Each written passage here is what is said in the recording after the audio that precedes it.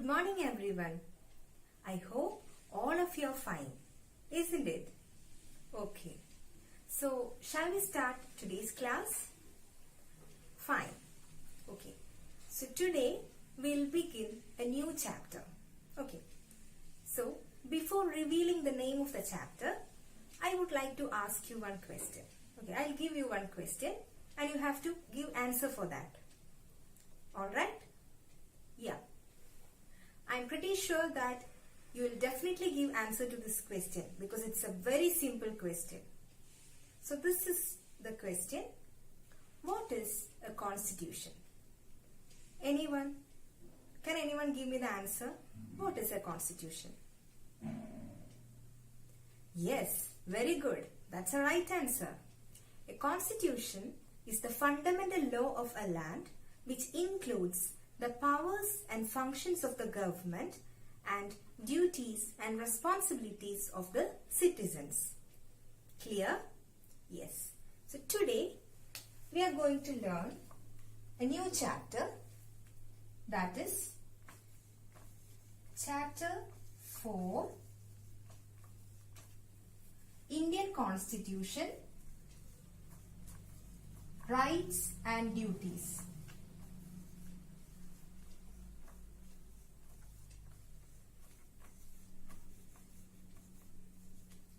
Indian Constitution, Rights and Duties.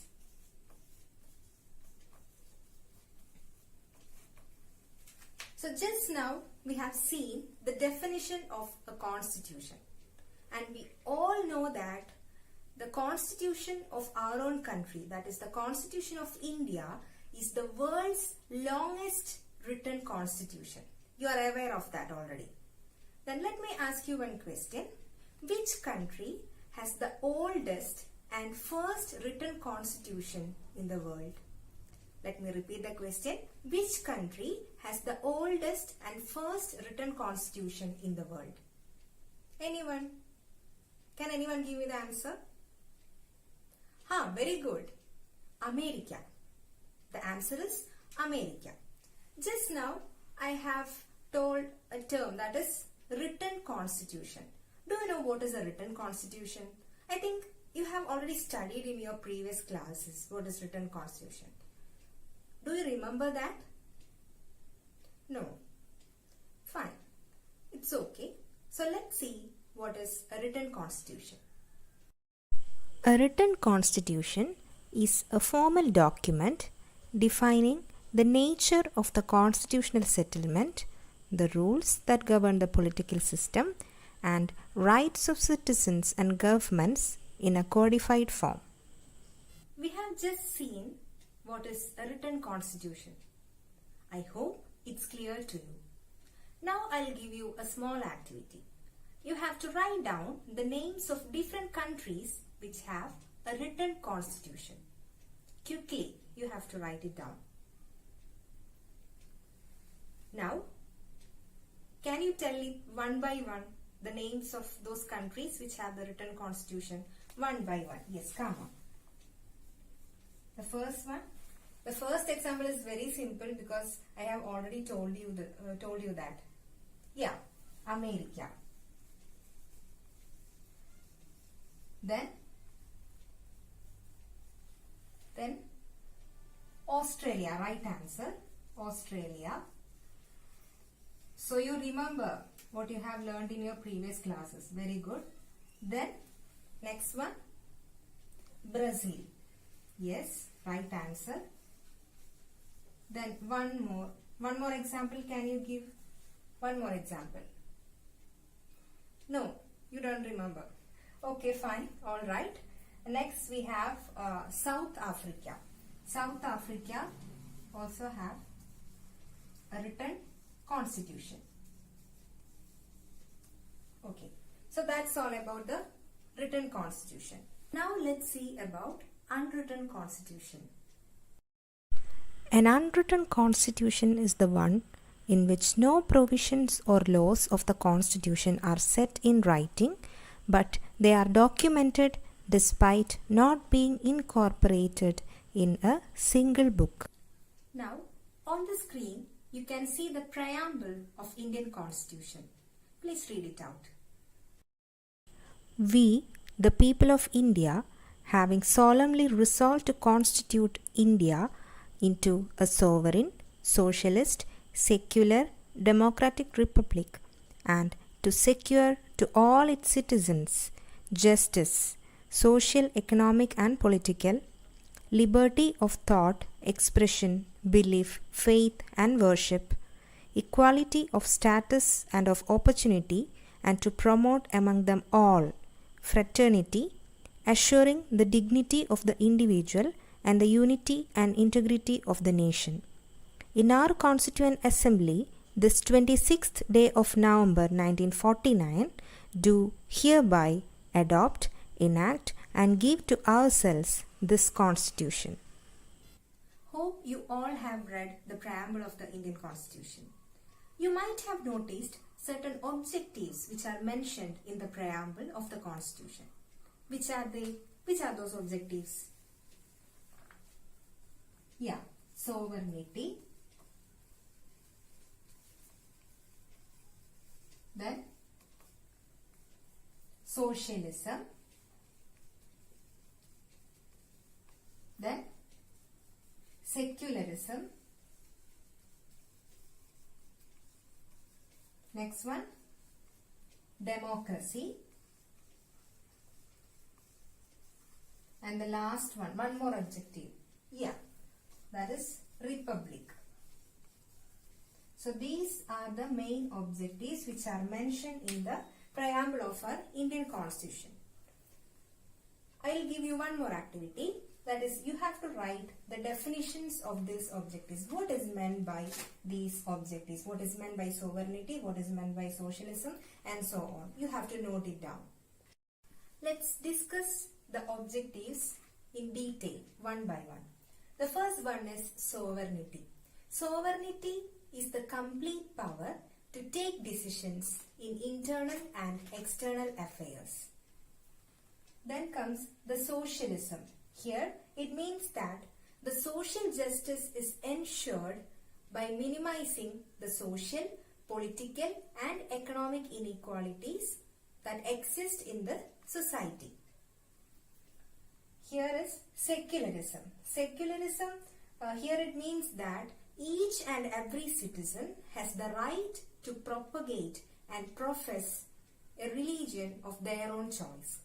And apart from that, our state does not have any particular religion. That means the state do not have an official religion.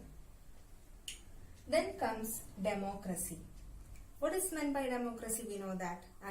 All of us know that the government is run by the representatives which are elected by the people. That is meant by democracy. And the last one is republic, which means that the head of the state is decided through election. Who is the head of our state? Who is the head of our nation? Yeah, president. So the president is decided through election. Yeah, that is all about the term republic. What is meant here?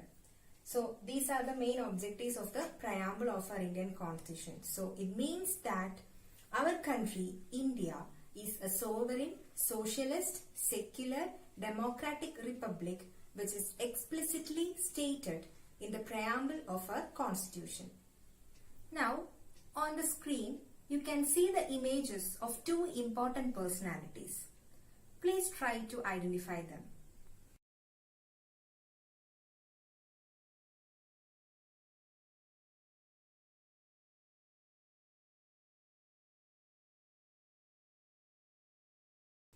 Hope you have observed the images. Now, can you tell me the answer? Yeah, the first one was Dr. Rajendra Prasad. And the second one? Yeah, your answer is right. Dr. B.R. Ambedkar. Do you know the role of these two people in the making of Indian Constitution? No, you are not much aware of that. Okay, fine. We'll discuss about that. In order to frame the Indian Constitution, a Constituent Assembly was formed. the Constituent Assembly was under the chairmanship of Dr. Rajendra Prasad. It also had a drafting committee, and the chairman of that drafting committee was Dr. B.R. Ambedkar. And finally, the Constituent Assembly passed the Indian Constitution on 26th November 1949. But the Indian Constitution came into effect from 26th January 1950. At this point of time, the Indian Constitution had 395 articles, 8 schedules and 22 parts. Okay, it was during this point of time. But now the Indian Constitution consists of 448 articles. Then instead of 8 schedules, now we have 12 schedules. And instead of 22 parts, now we have 25 parts. Alright, so you have to keep that in mind.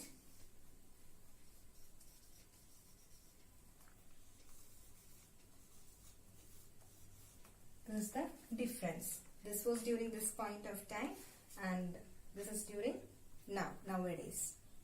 We have already seen about certain objectives which are mentioned in the preamble of the Indian Constitution, isn't it?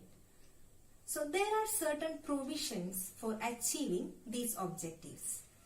Among these provisions, the first one is fundamental rights. Fundamental rights. Do you know what is meant by fundamental rights? What are fundamental rights? Anyone? Can you guess what are meant by fundamental rights? Yeah, you are right. Fundamental rights are those rights which cannot be denied to a person at any cost. Clear? Is that clear to you? Fundamental rights are those rights which cannot be denied to any person at any cost. Fundamental rights are included in Part 3 of Indian Constitution, and it consists of articles 12 to 35. So these are the basic details regarding the fundamental rights. Here you can see the 6 important fundamental rights. Let's read it one by one. Fundamental rights. The first one, right to equality. Second one is right to freedom. Third one, right against exploitation. The fourth one, right to freedom of religion. Fifth one, cultural and educational rights. And the last one, that is sixth one, right to constitutional remedies. So these are the 6 important fundamental rights. Right to equality, right to freedom, right against exploitation, right to freedom of religion, cultural and educational rights, and right to constitutional remedies. You have to write it down. You have to write these fundamental rights in your notebook. Do you think that the people of India enjoy rights and liberty during the period of British rule? No. Alright. Let's see in detail regarding this issue. The Indians had been denied many rights during the British rule. The Indian freedom movement repeatedly raised the demand for ensuring rights of the citizens. The most important among them was the Nehru Committee report of 1928. This report submitted a list of rights which are to be ensured to the people of India. The framers of the Constitution prepared the fundamental rights based on the rights aimed by the struggle for independence and recommended by Nehru Committee report. The Bill of Rights in the American Constitution also influenced the formulation of our fundamental rights. So children, what all things we have learned in today's class? We have learned about Constitution, the preamble of Indian Constitution, then fundamental rights also. Okay. So these are the important topics which we have gone through in today's class. Then can I ask you a few questions regarding these topics? Alright. So what is a constitution?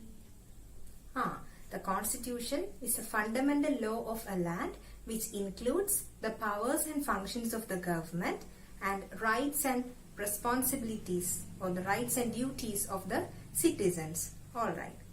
Then can you mention few objectives which are mentioned in the preamble of the Indian Constitution? Can anyone tell me the answer? Very good. Sovereignty, socialism, secularism, democracy, republic. Yeah, that's right. Then the next question is, who was the chairman of the Constituent Assembly which was formed in order to draft the Indian Constitution? Who was the chairman of the Constituent Assembly? The answer is right, Dr. Rajendra Prasad. Then, who was the chairman of the drafting committee? Right answer, Dr. B.R. Ambedkar. The next question. In which part of the Indian Constitution fundamental rights are included? Part 3. And can you mention the articles of fundamental rights? Articles 12 to 35. Alright, so you are okay with these topics. You know you are already thorough with the topics. Okay, fine. So that's all about today's class. Then as a follow-up activity, you have to write down the preamble of Indian Constitution in your notebook. Is that clear? Fine. So with this, let's conclude today's class. Thank you.